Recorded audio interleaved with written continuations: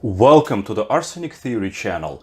In this video, I wanted to present my next conversation with Kumar, a professor of computer science and, most of all, a philosopher. Over the last 8 years, Kumar and I had deep conversations about human development, technology, religion, and overall trends in civilization. Even though we were a little tired because we went out to local bars in Carbondale the night before, we still wanted to get together and discuss the perennial questions of the meaning of life and the role of technology and religion in everyday life. So welcome to the journey. Oh, you started it already? Arsenic Theory channel. So Samuel Goldman and I were talking about Judaism. How cool was that? That was actually very cool. Yeah. Because he was giving me different perspective. But I don't know what the purpose of religion is. Maybe to unite us, maybe more like a common political agenda. Well, it's to have a common discussion on. Okay, depends on who you ask. So if you ask the politicians, their goal might be to use the concept of religion to promote their own personality, right? If you ask religious leaders, their goal might be to help people get enlightened or whatever, or even keep their jobs. But just seekers. Talk seriously about seekers. If you're a seeker, then religion is like a conference where everybody comes and says, well, this is what I think all this is about.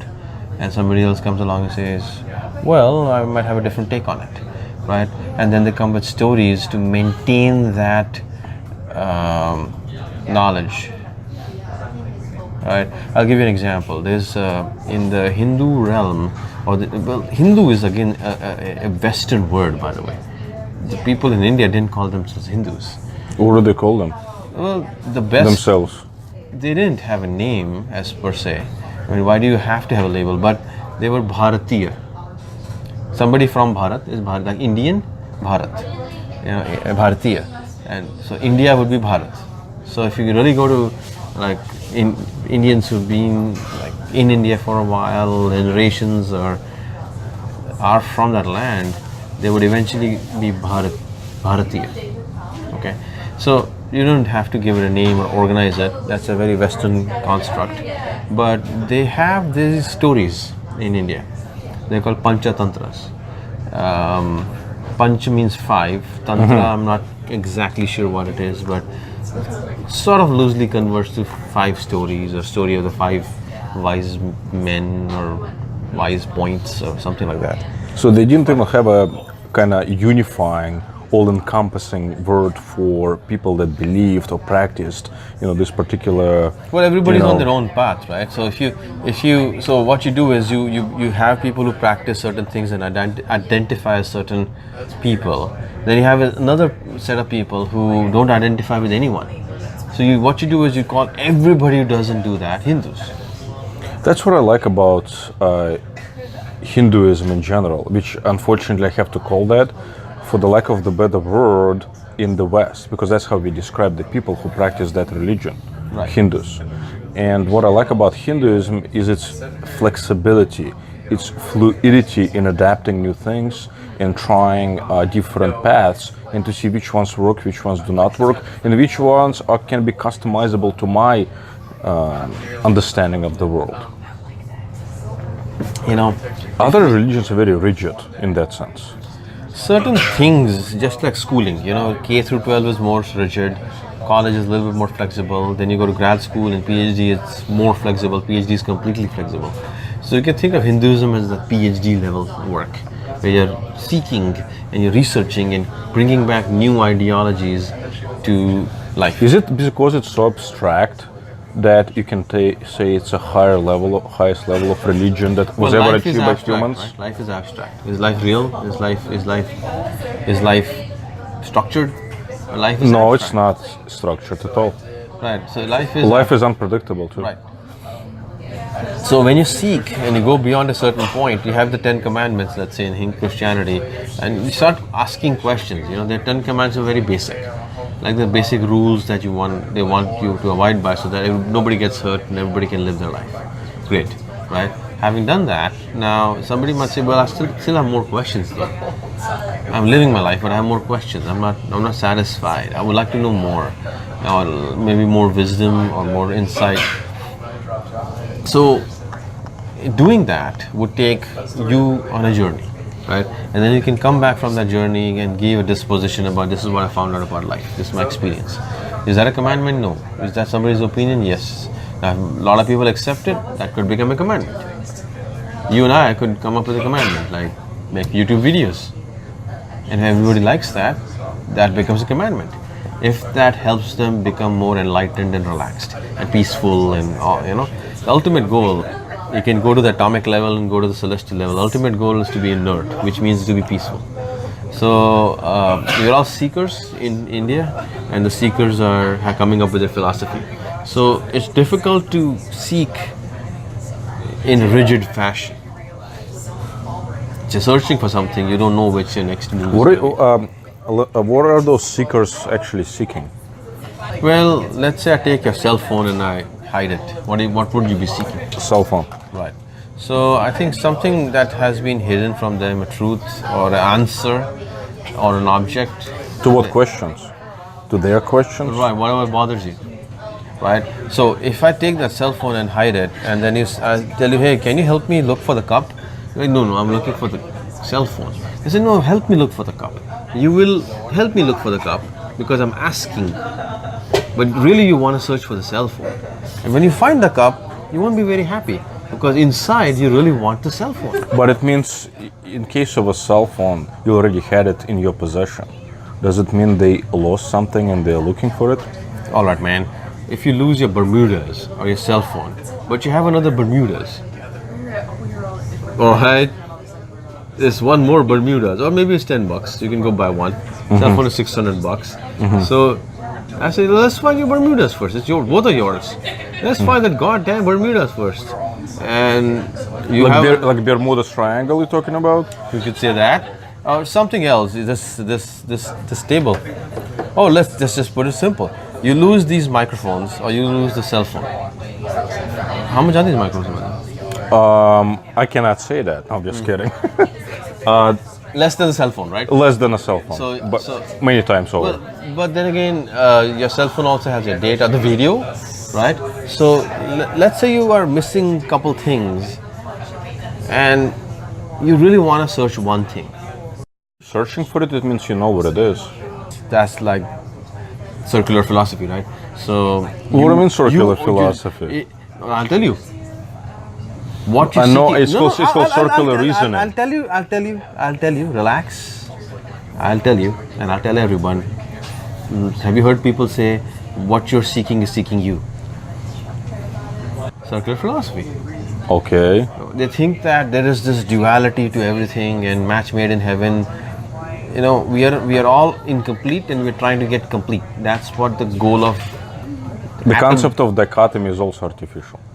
It could be real, but a lot of people come along and say, out of nowhere, because it's cool to say. Isn't it cool to say? Whatever you're seeking is seeking you. And they go like this. I do that. Whatever you're seeking is seeking you. Now, if I say whatever you are seeking is not seeking you, is that cool? All right, thanks for letting me know that. Yeah, but that's not interesting. It has to be enticing. It has to be some. Right. Your cell phone is seeking you. Why would it seek me? It's an inanimate object. But you're seeking it. That's why it's seeking you. So what are those seekers seeking? And if they're seeking something, it means they can't define what it is. You have to look at yourself to find the answers. So whatever makes you not feel completely fulfilled and happy is the mission of your life, to make that obstacle go away. Right? So therefore, what about content? You said content? You get content when you make that obstacle go away. That's a lot of people. Exactly. That's why they so have everybody's 330 million gods in Hinduism. Okay. Why? Because everybody has their own path, man. That's your God. That's what Buddha said. And so that's what basically experiences. I hear that a lot though in America. They talk about, just live your life and experience all these different things that happen. So it means they found God. It's a prevailing truth. That's what I'm saying. It's inside of you. They don't have to. But the 10 commandments, or even going to church and somebody telling you what to do, is like asking you to search for this cup when you really want to search for the phone. You'll find the cup, you'll do what I say, but you won't find contentment till you find that phone. You have to seek what you're being bothered by, but what is calling you. That's what they say. When we asked those girls what the meaning of life was, they answered the same way I told you before, how the simple folk of Russia answered, to live. That's exactly what they said. They're young. They said, but that's exactly how most people think. They said nothing, and then because they didn't think about it, right? Their first response is nothing. Then when they start thinking about it, turning their noodle a little bit, they start saying, well, to live, basically. Yeah, just live and die. Because basically what they said is just experiences your life. But that's the whole meaning of life and the purpose of it. When you say meaning of life, you are trying to answer the question, what do I do now? No, I'm asking the question of why do I do that? Why do I do it? Because I already know what I'm doing and probably how I'm doing it. The question is why? That's the meaning. And when you answer that why, then what does it do? I don't know. You're the one who always poses those questions. Right. That's it. I don't pose that question. Let's ask a simple question. Why are you drinking that? Nourishment. Nourishment. And it tastes good. Right. Now I can offer you another drink that gives you more nourishment, is more tasty. Would you take it? Yes. Therefore, asking the question, purpose of life is to say, what do I do next? Because when you know why, you know better. Therefore, you do something different. But life doesn't stop when you find out why, or does it? Well, the why, but the why? What do you mean the why? Is there an ultimate why? I would say so, yeah. The reason is it something that you say to yourself so you keep going, and maybe you're afraid that you find out why it is, and you be like, okay, is the life over then if I found out the why? It might be not over, but in bliss. An atom, if you keep going to that. But if you're in bliss, you don't exist. Do you want to? If you're in bliss, haven't you arrived? I mean, all your efforts are towards reaching bliss, whether you know it or not. So, and you answer the simple whys, then you get the direction to the larger whys. So once you have nourished yourself, now you want to do some other thing with your day, like type something, commands, or work on the computer, or do some work in the yard. So then you finish that, you answer that question, why am I working on the yard? Because I like a clean and nice house. Okay, I did that, now it looks clean and nice.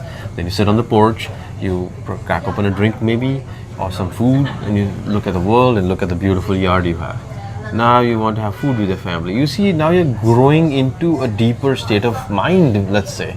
And you do all that, then what do people say later on in life? I did everything I was needed to do, now I can think about other things. So the why allows you the what, which allows you the why, which allows you the what, which allows you the why or the how, and ultimately reach the why. There's no what or how after that. Mm-hmm. That's the why.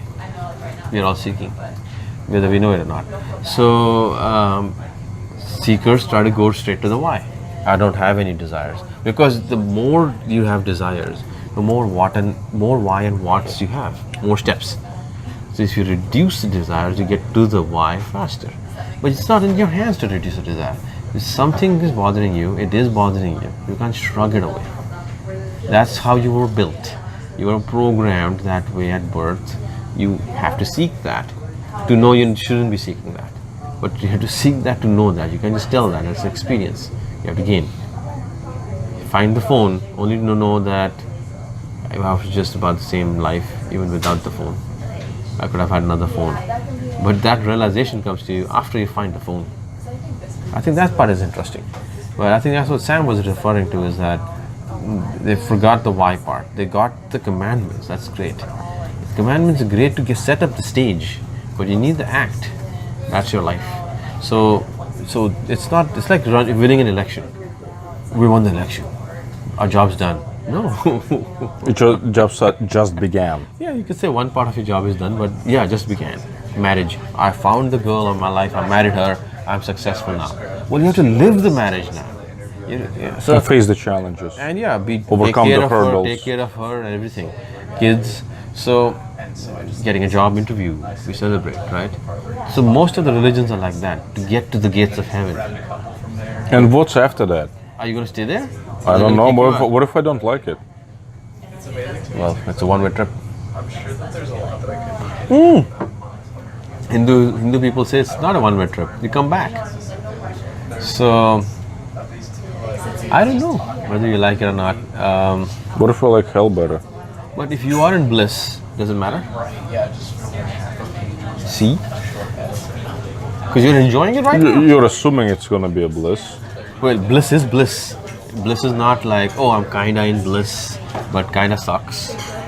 Bliss means you're in bliss. You're in bliss. Like right now you are. You for a moment you were. Yeah, for a moment I was. I forgot about the whole thing. There you go. That's your bliss. You gotta seek that, and then does it matter, heaven or hell? I think it's important to look inside and relax and win that. It's important to do that. That's what Sam was saying. Let's relax. On Arsenic Theory channel. Thank you again for watching, and don't forget to put the like and subscribe to the Arsenic Theory channel. Thank you.